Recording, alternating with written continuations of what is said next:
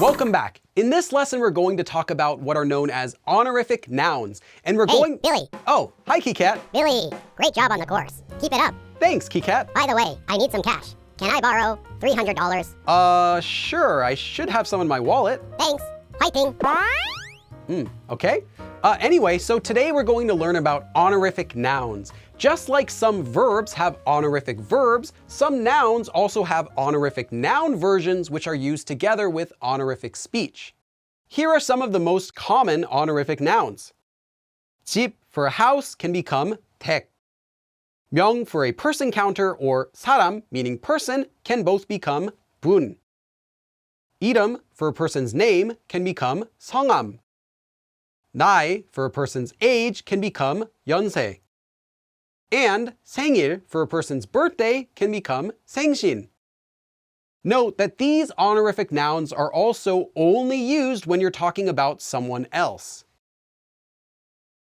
So let's learn about each of these one at a time, starting with 댁.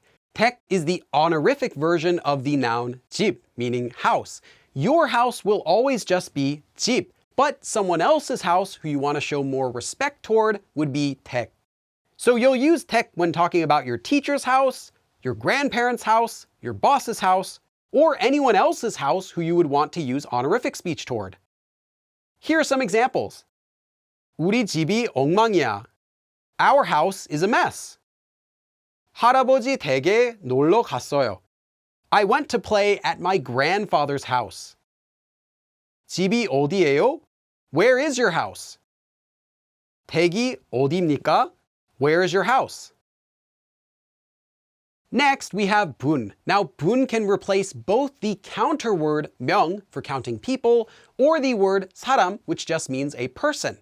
So you can count the people in your own group using the counter noun 명. And you can describe or talk about your close acquaintances using the noun 사람. Use 분 when counting or talking about anyone else who you would want to use honorific speech toward. Here are some examples. 파티에 몇 명이 왔어요? How many people came to the party? 몇 분이세요? How many people in your group? 어제 이상한 사람을 봤어요. Yesterday I saw a strange person. 현우 씨는 아주 좋은 분이세요. 현우 is a very good person. Note that this noun is also the same noun used in the honorific nouns 이분, meaning this person, 그분, meaning that person, and 저분, meaning that person. Next, we have 성함, which is the honorific noun for 이름, meaning name. Now, your name will always just be 이름, as well as the name of any of your close acquaintances, while other people's names could be 성함. So use 성함 when asking or talking about the name of anyone else who you want to use honorific speech toward. Here are some examples. 이름이 어떻게 돼요? What's your name? 성함이 어떻게 되세요? What's your name? 제 이름은 빌리입니다. My name is Billy. 성함이 민지 씨 맞으세요? Your name is 민지, right? Next, we have the honorific noun 연세, meaning age, and this is the honorific version of the word 나이. So you can ask or talk about the age of your close acquaintances using the noun 나이, and use 연세 when you're asking or talking about the age of anyone else who you want to use honorific speech toward. Here's some examples. 나이가 어떻게 돼요? How old are you?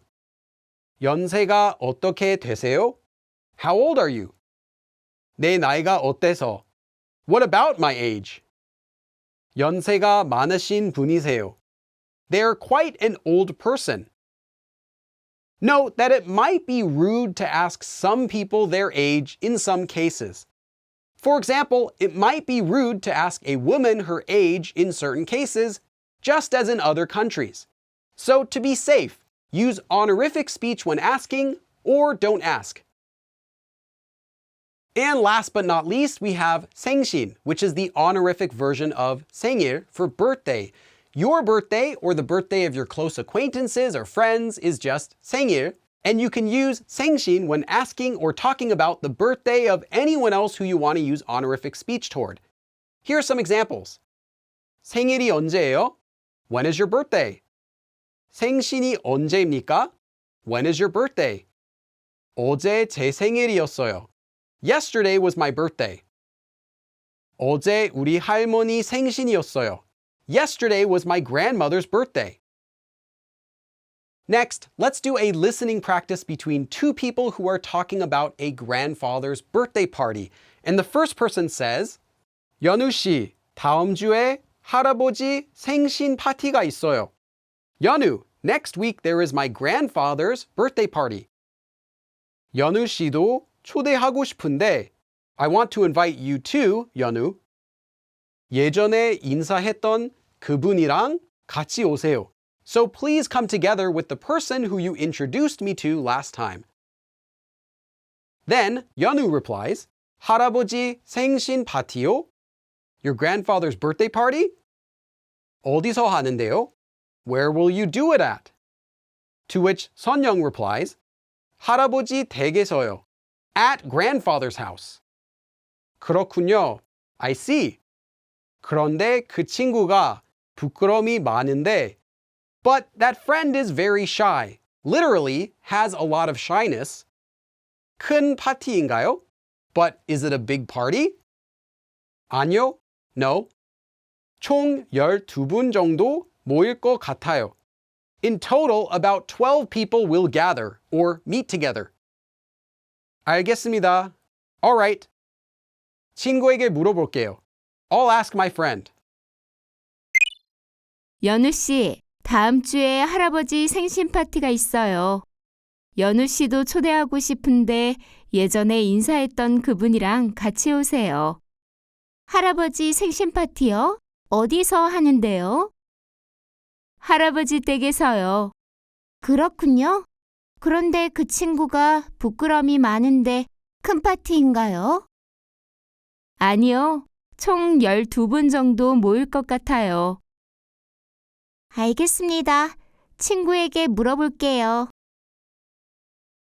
Before we go, try to complete this quick quiz. You can pause the video here and then resume it when you're ready.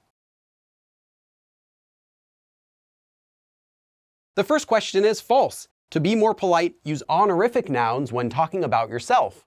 Honorific nouns should not be used when talking about yourself. The next question is true. Honorific nouns are used together with honorific speech. And the next question is false. Every noun in Korean has an honorific version. Only some nouns in Korean have honorific versions.